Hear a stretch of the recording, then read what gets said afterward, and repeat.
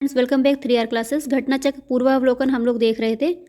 हम 6ठी शताब्दी ईसा पूर्व का भारत का हमारा टॉपिक था, उसमें 40 क्वेश्चन कर चुके हैं।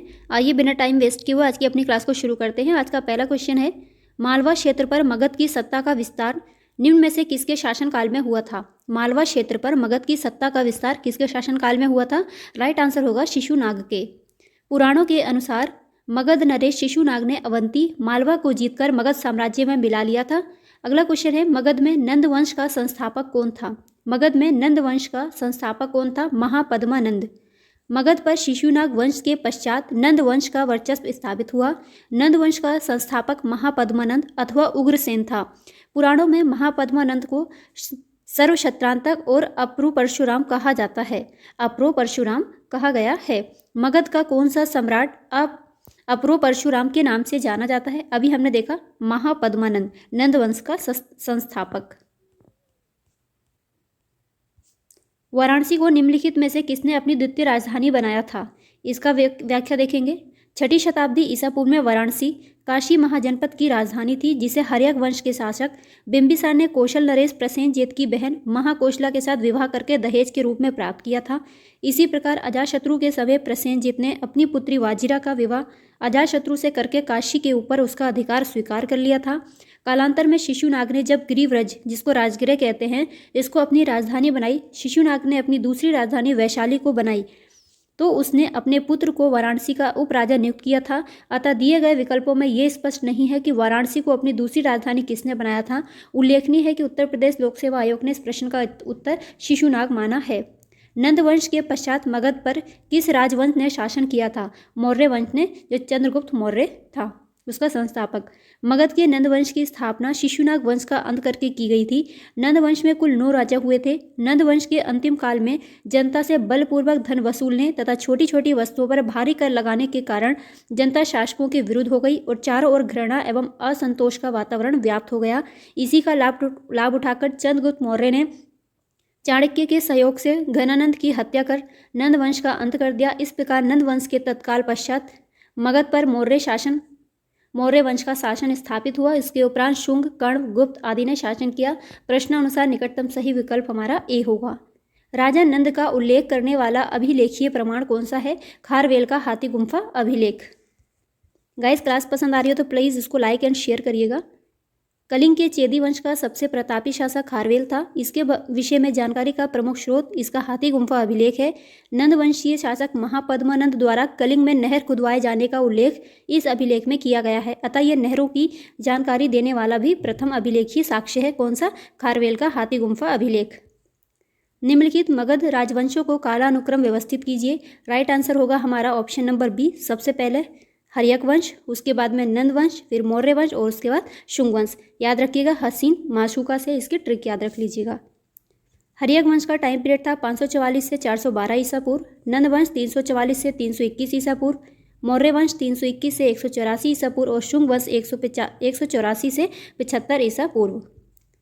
गौतम बुद्ध के समय का प्रसिद्ध वैद्य जीवक किसके दरबार से संबंधित था? वो कौन था? गौतम बुद्ध के समय का जो प्रसिद्ध वैद्य था जीवक, वो जिसके दरबार से संबंधित था, उस राजा का क्या नाम था? बिंबिसार। गौतम बुद्ध के समय का प्रसिद्ध जो वैद्य था बिंबिसार के दरबार से संबंधित था। बिंबिसार ने अपने राजवैद्य जीवक को अवंती नरेश चंड प्रद्योत के राज्य में चिकित्सा सेवा के लिए भेजा था। कथन ए और बी को पढ़े और नीचे दिए गए कूट का सही उत्तर देना है। विश्व के सभी भागों में ईसवी पूर्व 6ठी शताब्दी का महान धार्मिक उथल पुथल का काल था। वैदिक धर्म बहुत जटिल हो चुका था। इसमें क्या है? दोनों ही कथन सही हैं।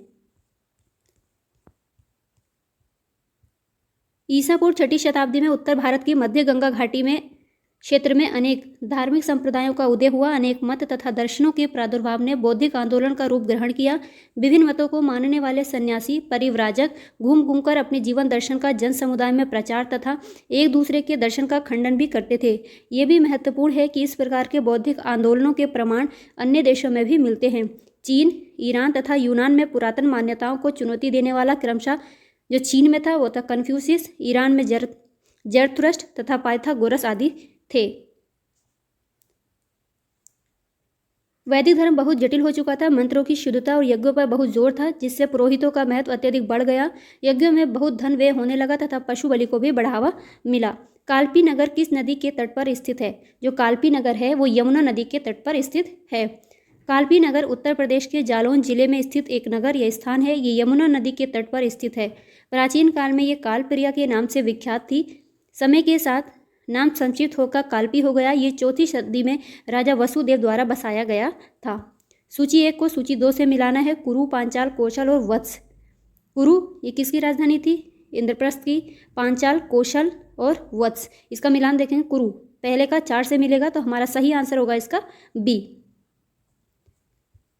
कुरु राजधानी थी इंद्रप्रस्थ की, जो दिल्ली का अभी क्षेत्र है। पांचाल अहिक्षत्र की थी। कौशल साकेत, वत्स कौशाम्बी की राजधानी थी।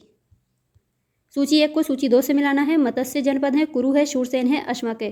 तो राइट आंसर इसमें होगा अश्मक होगा पोतन, शूरसेन होगा मथुरा, मत्स्य होगा विराटनगर और कुरु होगा इंद्रप्रस्थ। तो सही आंसर हमारा क्या हो जाएगा इसमें? Option number C. मत्स्य राजधानी थी विराटनगर की, कुरु इंद्रप्रस्थ, शूरसेन मथुरा, अश्मक पोतन। इसको पोटन भी कहते हैं। ये एकमात्र दक्षिण भारत का राज्य था। निम्नलिखित में से कौन सा एक सुमेलित नहीं है?